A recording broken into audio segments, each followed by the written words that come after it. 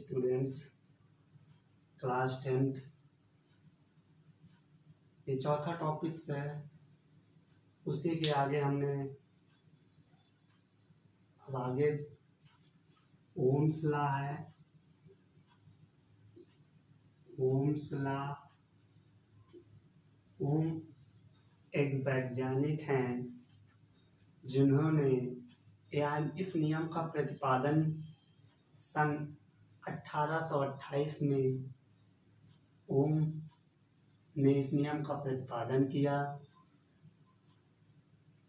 उन्होंने बहुत मेहनत के साथ इस नियम को बनाया कि कैसे चालकों में विद्युत धारा प्रवाहित होती है और कुचालकों में विद्युत धारा प्रवाहित नहीं होती। मतलब धातुओं में विद्युत धारा कैसे प्रवाहित होती है, अधातुओं में विद्युत धारा क्यों नहीं प्रवाहित होती। उन्होंने इस डेरिवेशन के माध्यम से उन्होंने विद्युत धारा का प्रवाह बताया। चलिए हम लोग ओम्स लॉ देखते हैं। सन 1828 की कहानी है। 1828 एक वैज्ञानिक हैं सर आइजक ओम। सर आइजक ओम जो हैं, उन्होंने सन 1828 में इस नियम का प्रतिपादन किया। उन्होंने यह बताया कि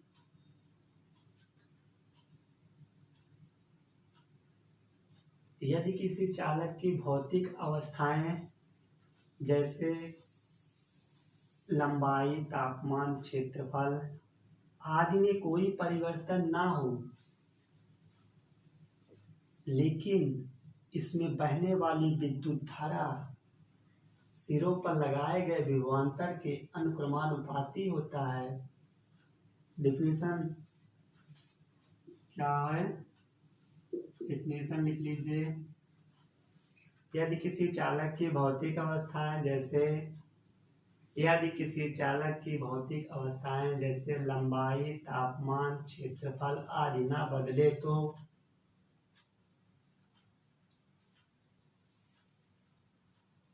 उसमें बहने वाली विद्युत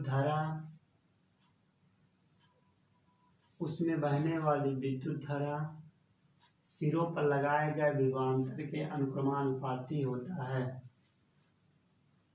सिरों पर लगाए गए विभवांतर के अनुक्रमानुपाती होता है। मान लीजिए यदि चालक, मान लीजिए यहाँ कोई एक ये लाइन है, ये कोई रेजिस्टेंस है, ये R, और यहाँ पे कोई विद्युत धारा V वोल्ट, मान लीजिए करंट I प्रवाहित हो रही है। जब ये कोई विद्युत धारा यहाँ से प्रवाहित होगी तो इसमें कुछ ऐसे प्रवाहित होते हुए चली जाएगी। उसी को हम यहाँ एक चालक तार ये है, यदि किसी चालक तार की क्या है, यहाँ पे लंबाई, तापमान, क्षेत्रफल इसका कुछ ना बदले तो उसके सिरों पर बहने वाली विद्युत धारा उसके विभवांतर के अनुक्रमानुपाती होता है। तो वही चीज यहाँ भी डेरिवेशन है, ये ड्राइव कर लेते हैं। यदि चालक में प्रवाहित धारा क्या है, करंट I, ये प्रूफ है। यदि किसी चालक में प्रवाहित धारा मतलब प्रवाहित विद्युत धारा I तथा उसके सिरों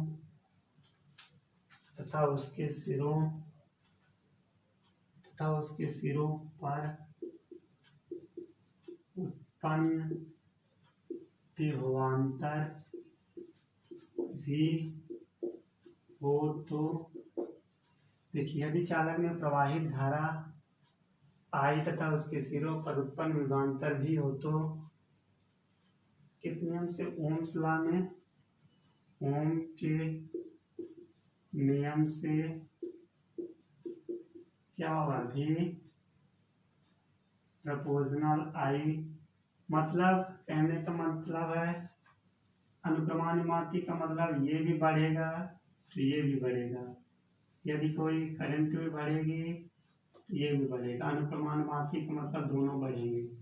तो भी प्रोपोर्शनल आई मतलब भी अपन आई बराबर आर, यहाँ से भी निकाल दे भी इक्वल टू आई आर। भी क्या है? भी विभवांतर है। आई क्या है? आई करंट है मतलब विद्युत धारा है। आर क्या है? आर है आनुपातिक नियतांक। आर एक अनुपातिक नियतांक है जिसे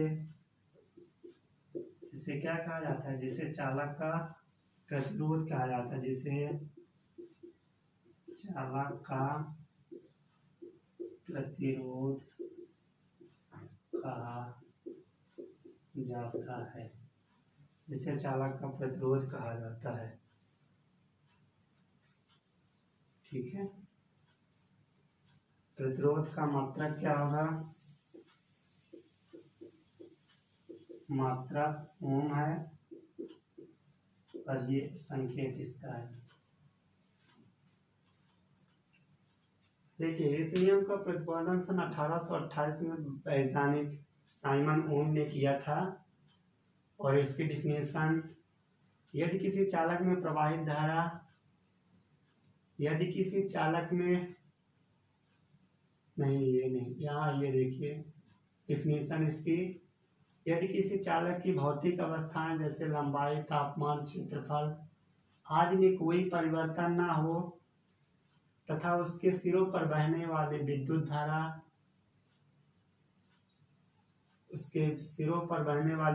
धारा सिरों पर लगाए गए विभवांतर के अनुक्रमानुपाती होता है। फिर उसके बाद यदि चालक में प्रवाहित धारा आई तथा उसमें प्रवाहित धारा आई तथा उसके सिरों पर लगाए गए उत्पन्न विभवांतर भी हो तो उनके नियम से भी प्रोपोर्शनल आई भी अपॉन आई और आर भी equal to I R. R बराबर एक अनुपाती नियतांक है जिसे चालक का प्रतिरोध कहा जाता है। अगर ये चलिए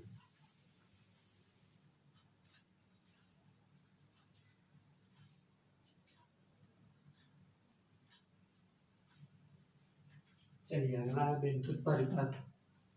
विद्युत धारा के प्रवाह के बंद मार्ग को विद्युत परिपथ कहते हैं। ये कोई एक बंद परिपथ है। ये क्या है? करंट मतलब धारा है आई। ये क्या है? विद्युत बल्ब है। ये यहाँ से मान लीजिए कोई करंट जा रही है। जैसे हम स्विच को ऑन करेंगे ये जो बंद कुंजी है मतलब स्विच ऑन है। स्विच ऑन है। जब स्विच को ऑन करेंगे तो धारा इसमें करंट बहने लगेगी तो बल्ब जलेगा। जब एमीटर के द्वारा हम उसको और इसके संकेत को देखते हैं कौन कौन से संकेत हैं परिपथ में।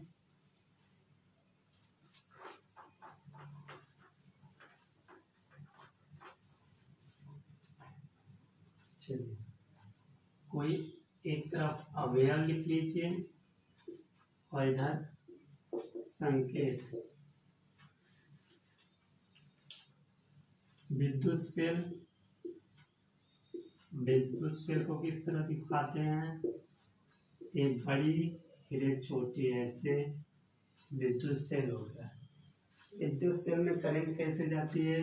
प्लस टू माइनस ऐसे आएगी प्लस टू माइनस मतलब ऐसे जाएगी प्लस टू ऐसे माइनस बैटरी के सिरे से। और बल्ब क्या है? बल्ब तो सब लोग जानते ही होंगे। ऐसे बल्ब मान लीजिए ये विद्युत बल्ब है।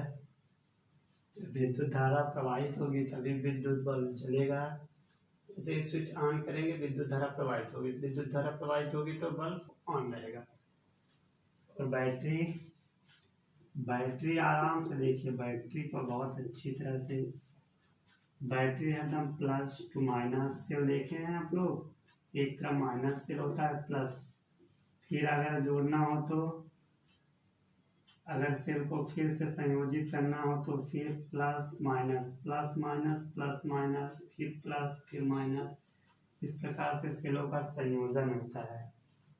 सेलों का संयोजन मतलब आपस में जुड़ना है। इसलिए मान लीजिए एक तरफ प्लेन रहता है, एक तरफ थोड़ा सा नुकीला रहता है, उधर जिधर नुकीला रहता है वो प्लस चार्ज है, जिधर समतल रहता है उधर माइनस चार्ज होता है। कुंजी तो पता होगी, बंद कुंजी होती है और एक खुली कुंजी। ऐसे रहेगी तो यहाँ कुछ रहेगा तो बंद और यहाँ ओपन रहेगा तो खुली कुंजी। जी, इसको ऑन करेंगे तो मतलब विद्युत धारा प्रवाहित रहे, खुली रहेगी तो विद्युत धारा प्रवाहित ही नहीं होगी। और ये वोल्ट मीटर या मीटर, ये प्लस माइनस या मीटर है।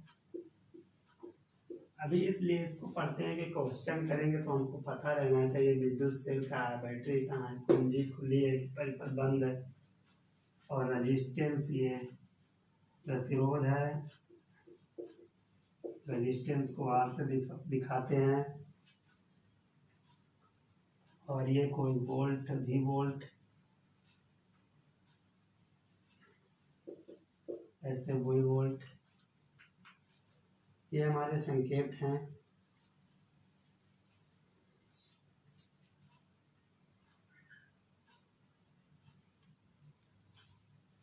मैं आप लोगों से यही आग्रह करता हूँ कि मेरे चैनल को ज़्यादा से ज़्यादा शेयर और सब्सक्राइब करवाएं, ताकि मैं आप लोगों को अपनी मेहनत से हर मुकाम तक ले जा सकूं, क्योंकि आपको बोर्ड परीक्षा है और हर एक टॉपिक को मैं अच्छे से डिटेल में बताऊंगा। और मेरे चैनल को ज़्यादा से ज़्यादा लोगों तक पहुंचाइए। Share and subscribe this channel.